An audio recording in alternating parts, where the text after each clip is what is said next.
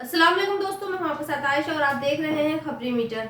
तो दोस्तों, आज की सबसे बड़ी खबर यह है कि किसानों ने फिर से मोर्चा खोल दिया है और वो फिर से दिल्ली जाना चाहते हैं। तस्वीरों में आप देख सकते हैं कि इस बार किसानों की दिल्ली जाने की तैयारी किस तरह की है। हालांकि हमारे देश का गोदी मीडिया ये सवाल कर रहा है कि टैंक और बुलडोजर के साथ किसान दिल्ली क्यों जाना चाहते हैं, जबकि किसान नेता जगजीत सिंह डल्लेवाल ये कह रहे हैं कि उनका इंटेंशन गलत नहीं है और वो सब दिल्ली जाकर पीसफुल तरीके से प्रोटेस्ट करना चाहते हैं और अपनी मांगों को मनवाना चाहते हैं। उधर टीवी मीडिया लगातार ये सवाल उठा रहा है कि राहुल गांधी ने ऐश्वर्या राय बच्चन की बेइज्जती की है और उन्हें नाचने वाली बताया है और ये कहा है कि राम मंदिर के इनॉग्रेशन में मोदी जी ने सिर्फ उद्योगपतियों और नाचने गाने वाले फिल्मी सितारों को ही बुलाया, गरीबों और पिछड़े लोगों को नहीं बुलाया, जबकि इस देश की 70% आबादी इसी गरीब और पिछड़े वर्ग की है। और आज की एक और चर्चित खबर कोहली के बेटे को लेकर है। कल विराट कोहली ने लोगों को ये बताया कि वमिका का छोटा भाई इस दुनिया में आ गया है और उन लोगों ने इस छोटे भाई उर्फ जूनियर विराट कोहली का नाम अकाय रखा है।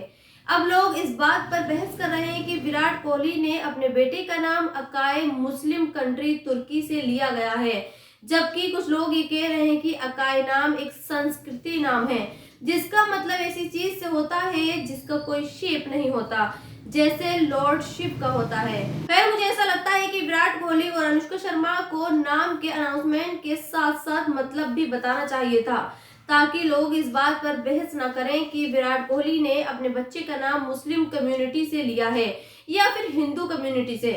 इसके अलावा आज चर्चा समाजवादी पार्टी की भी हो रही है। लोग ये कह रहे हैं कि जिस समाजवादी पार्टी का वजूद मुसलमानों के वोट से है, उस समाजवादी पार्टी ने मुसलमानों की पीठ में छुरा भोंका है। अखिलेश की पार्टी को राजा भैया की पार्टी से गठबंधन नहीं करना चाहिए था, क्योंकि राजा भैया पर मरहूम इंस्पेक्टर जियाउल हक की हत्या का आरोप है और समाजवादी पार्टी ने इसी हत्या के आरोपी के साथ गठबंधन किया है। हालांकि कुछ लोग ये भी कह रहे हैं कि किसी पार्टी से कैराना के लोग भी खुश हैं, क्योंकि कैराना से समाजवादी पार्टी ने इकरा हसन को अपना प्रत्याशी घोषित किया है। तो एक तरफ इकरा की खुशी है और दूसरी तरफ राजा भैया का गम। खैर, इन सबके बीच आज मैं आपको खबर दिखाना चाहती हूँ और जो बताना चाहती हूँ वो ये दो खबरें हैं। पहली खबर मध्य प्रदेश के रायसेन से आई है, जहां 4 मुस्लिम औरतों ने एक सुनार की दुकान से सारी की सारी इयररिंग्स चुरा ली। आप जो ये तस्वीरें देख रहे हैं ये वही तस्वीरें हैं। 4 बुर्के वाली औरतें सुनार की दुकान से चोरी कर रही हैं और फरार भी हो जाती हैं। हालांकि जब पुलिस इसकी तहकीकात करती है और सीसीटीवी फुटेज को खंगाला जाता है तो सच सामने आता है। दूसरी तरफ एक और वीडियो सामने आया है और ये वीडियो हल्द्वानी का है। इस वीडियो के बारे में ये कहा जा रहा है कि 4 फरवरी को हल्द्वानी में मस्जिद और मदरसे को खुद अपने हाथों से सिटी मजिस्ट्रेट ने सील किया था और ये कहा था कि 14 फरवरी को इस मामले की सुनवाई कोर्ट करेगा और तभी से ये तय होगा कि हल्द्वानी में मस्जिद और मदरसे पर बुलडोजर चलाया जाएगा या नहीं।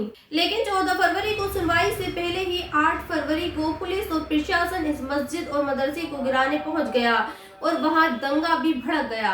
अब लोग ये कह रहे हैं कि जब मदरसे और मस्जिद को सील करते वक्त मुसलमानों ने पुलिस और प्रशासन का पूरा सहयोग किया, तो फिर 8 फरवरी को कैसे वहां दंगा भड़क गया। खैर, इन दोनों खबरों को दिखाने का मकसद सिर्फ इतना है कि आज मुसलमानों को ये समझना होगा कि वो दोनों हाथों में लड्डू लेकर नहीं चल सकते। मुस्लिम धर्म एक ऐसा धर्म नहीं है कि एक तरफ मुस्लिम औरतें चोरी करती हैं और दूसरी तरफ अल्लाह की मदद भी उनके लिए आती रहे। अगर मुसलमान गलत काम करेगा तो उसका खमियाजा भी उसे भुगतना पड़ेगा, जैसे कुछ रोज पहले राजस्थान के अलवर में भुगतना पड़ा।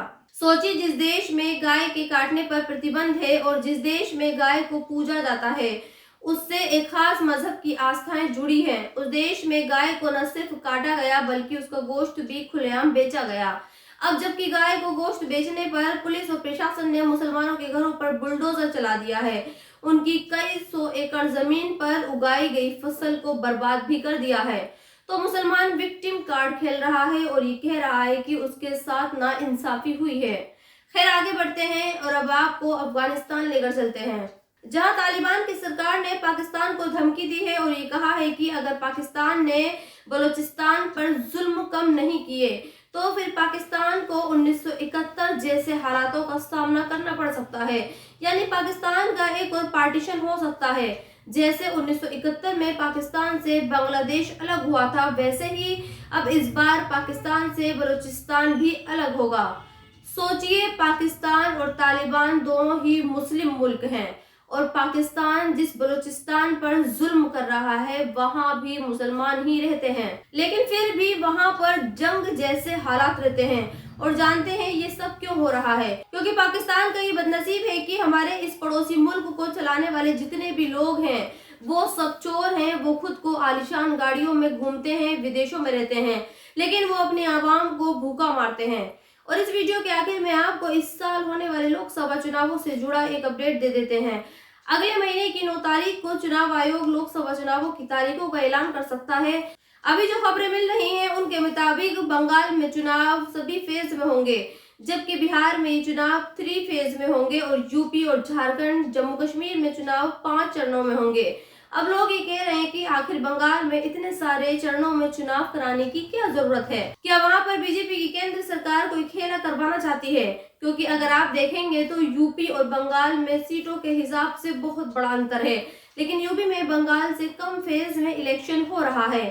खैर, ये मोदी का स्टाइल है, वहां चुनाव ऐसे ही करवाते हैं। जब बंगाल में चुनाव हो रहे होंगे तो वो देश के किसी दूसरे हिस्से में चुनाव प्रचार कर रहे होंगे और ये चुनाव प्रचार दोपहर या फिर शाम को होगा, ताकि वहां के वोटरों को संदेश दिया जा सके।